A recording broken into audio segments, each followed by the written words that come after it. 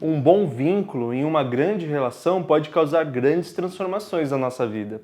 Como é gostoso, mais prático e até potente ter boas parcerias, amizades, familiares, amigos, amores.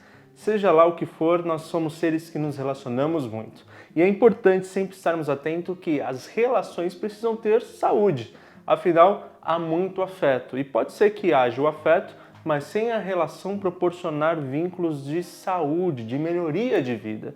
E temos que olhar para isso. E na ideia de construir relações, estreitar os laços e principalmente potencializar os vínculos, ter bons vínculos, nós vamos trazer aqui hoje algumas dicas, sugestões para que os vínculos humanos que nós temos em múltiplas áreas possam ser potentes. É um vídeo prático, objetivo, mas muito profundo para a gente entender como isso pode se dinamizar. Eu acho que vai ser muito importante. Para isso nós vamos passar por esses pontos aqui, ó.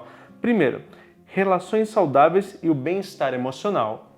Depois nós vamos falar sobre comunicação eficaz, expressar emoções e ouvir os outros.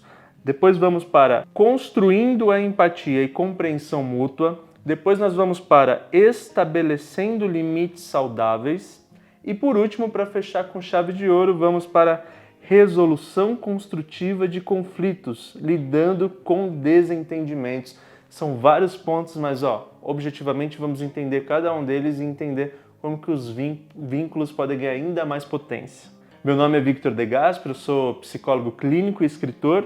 É um imenso prazer te ter por aqui. E antes, só quero te pedir rapidamente para que você possa se inscrever no canal e curtir o vídeo, essa forma que você apoia a esse conteúdo continuar acontecendo. E aqui embaixo na descrição tem um link onde você pode conhecer minhas outras redes sociais e também os meus livros. Então, nosso primeiro ponto é relações saudáveis e o bem-estar emocional. O que isso tem a ver, né, uma coisa com a outra? Bom, nós somos seres sociais, isso não tem como escapar. Já está aprovado em 1000 estudos que a humanidade se desenvolveu e nós somos mais felizes, temos mais bem-estar à medida que temos parcerias, relacionamentos saudáveis. Quando nós estamos falando de relações saudáveis e bem-estar emocional, nós estamos falando que ter esses vínculos, vínculos importantes, vínculos que nos enriquecem, traz sim uma prevenção a doenças de mal-estar, né, de depressão, de ansiedade, ou mesmo que não seja no nível de doença, mas diminui essas sensações difíceis e traz sim uma amplitude de otimismo, de boas ideias, de energia pela vida. Indo um pouquinho mais fundo, eu até diria que a nossa imunidade melhora, a imunidade mesmo biológica do nosso corpo, porque a nossa felicidade, os nossos prazeres fazem o nosso corpo gerenciar melhor os nossos materiais biológicos no ótimo sentido, ao ponto de que entristecer, ter grandes ansiedades e angústias diminui a nossa vitalidade, diminui muitas vezes a imunidade, faz a gente ficar mais doente e tudo mais. Então, há um vínculo imediato. Então, como nós estamos falando de construir relações saudáveis e vínculos, nós primeiro temos que compreender o porquê isso vale a pena. Isso vale a pena porque dentro de nós precisamos sempre regar, cuidar, florir o nosso jardim interno e para isso a gente precisa de alimentos psíquicos também, né? Nutrição de alma, de emoção. E os vínculos realmente saudáveis, eles trazem essa possibilidade, né, para que a gente construa uma harmonia de vida ainda maior.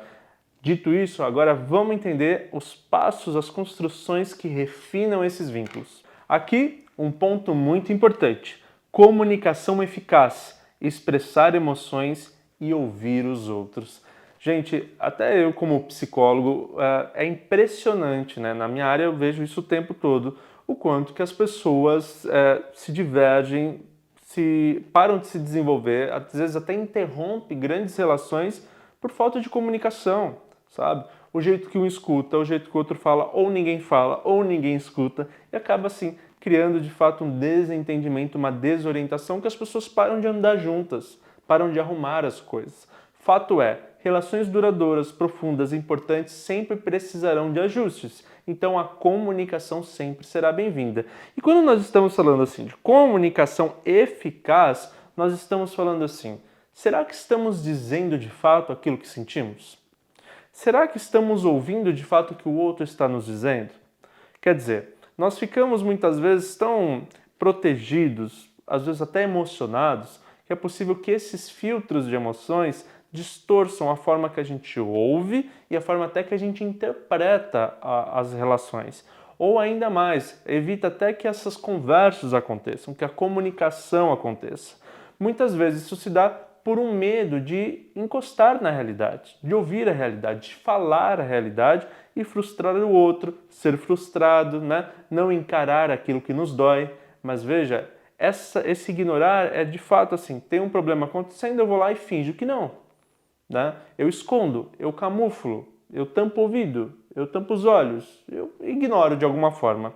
E a comunicação eficaz está primeiro no sentido da gente entender que podemos dizer tudo desde que tenhamos uma boa intenção nessa fala. Quer dizer, estou aqui cuidando de nós, estou aqui cuidando dessa parceria, dessa amizade, desse vínculo familiar, então para isso eu preciso dizer isso. Ao ponto de que talvez isso possa até ser dito ao outro. Olha, o negócio é o seguinte, eu quero te dizer isso aqui porque eu quero que a gente fique bem, que a gente melhore, que as coisas se desenvolvam. Então eu vou me expressar, ouça com esse cuidado, ouça sobre esse lugar. Muitas vezes eu dou essa dica para os meus pacientes, né? Proponha para o outro já esse olhar, ó, eu vou fazer isso por nós, ó, é para você ouvir numa boa, não se defenda tão cedo, não se sinta agredido, é para a gente estar bem. Pronto, e aí a comunicação possa acontecer. Isso é um exercício, assim como toda intimidade, nós vamos desenvolvendo com o tempo e vamos possibilitando que a fala seja melhor entendida. Às vezes até que você já vai aprendendo a converter para o seu mundo o que o outro quis dizer e tentando ter essa empatia. Agora, sim, uma comunicação eficaz, ela prevê muitas complicações de um relacionamento, seja de qual natureza for, e principalmente potencializa a parceria, a positividade, os vínculos gostosos dessa relação. E aqui o nosso segundo ponto, complementando o anterior, é construindo empatia e compreensão mútua. Bom, só se pode construir empatia e compreensão através do que se comunica. Nós estávamos dando exemplos muito verbais, mas também está na observação, no sentir, né, no olhar. Quando nós temos uma capacidade de olhar também para a nossa história, compreender os nossos caminhos e os nossos sintomas, quer dizer, eu ajo assim porque eu também passei por isso, né? Não preciso ser um modelo perfeito disso porque eu também tenho minhas dificuldades, minhas tensões, né? Minhas partes mais rígidas e por isso tudo eu preciso construir calmamente um entendimento que me respeite. E assim eu também passo a compreender esse sistema que eu estou dizendo para o outro. Quer dizer, o outro tem dificuldades. Será que eu vou lá e só cobro que ele mude ou eu posso entender a raiz das questões? Ou conversar com ele um pouco mais sobre essas raízes, né? Quer dizer, a compreensão, a empatia, né? Essa coisa, essa troca de entendimento humano sobre um e o outro, ela é fundamental para que nós possamos construir vínculos humanizados, olha só. Porque se você chega para a pessoa e fala, não, você tem que fazer assim, assim eu não aceito e pronto, acabou, de uma maneira grosseira, pela primeira vez, sem grandes conversas, bom, nós não estamos humanizando, nós estamos exigindo que o outro exerça uma função para nós que nós queremos acima de tudo. Quer dizer, eu só amo se for pronto e polido do jeito que eu imaginei. Pera lá, que relação é essa, né? Onde você também tem essas intolerâncias dentro de si, ou seja, alguns limites, algumas incapacidades e que o outro também precisa lidar.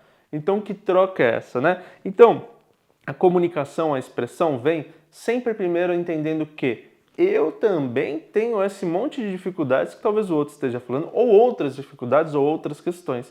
E através então do entendimento e a flexibilidade sobre mim mesmo, eu consigo compreender também de forma flexível e respeitosa o mundo do outro. E assim, temos uma empatia consolidando e uma compreensão mútua podendo avançar. Lembre-se, eu acabei de dizer, isso não acontece de uma hora para outra, é uma intimidade a ser construída, mas que muda significativamente, eu não vou conseguir falar, vocês entenderam? Vocês entenderam, né? De forma significativa, estava faltando uma sílaba, significativa, o que é a felicidade, o bem-estar das relações humanas. E falando de tudo isso, claro, beiramos também no limite, porque apesar desta compreensão, depois de boas conversas, bons entendimentos, também há níveis de respeito com você mesmo e com o outro que precisam ser estabelecidos. Por isso estamos falando nesse ponto aqui.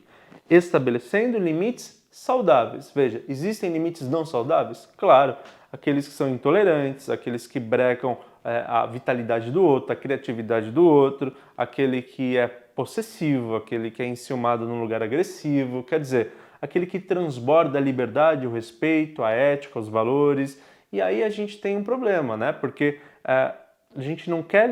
Existe um espaço, assim, né? Quer dizer, a gente não pode limitar e também não pode deixar a coisa totalmente solta. Eu exijo respeito, mas eu também tenho respeito pelo que o outro deseja. Eu tenho essa necessidade, mas eu também entendo o desejo do outro. Essa troca, calibrando e desenvolvendo, é o que faz, às vezes, as relações fluírem.